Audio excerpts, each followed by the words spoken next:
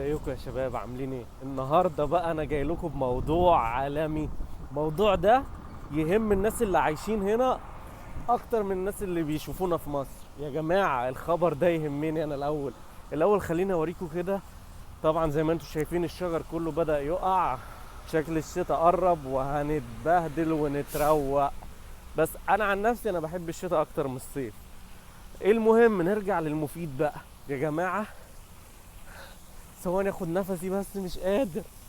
مش هتصدقوا، السبت الجاي في حوار هيحصل عالمي يهمني ويهم كل الناس المصريين اللي عايشين هنا.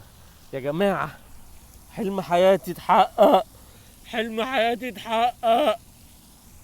هيفتحوا اول محل كشري هنا في نيويورك.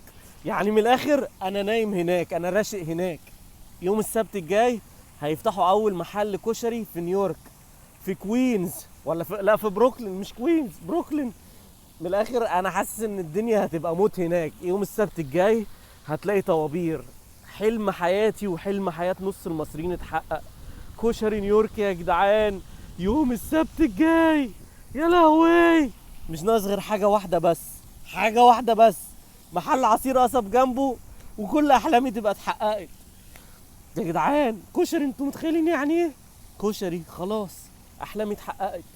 اشوفكم السبت الجاي عند كشري نيويورك.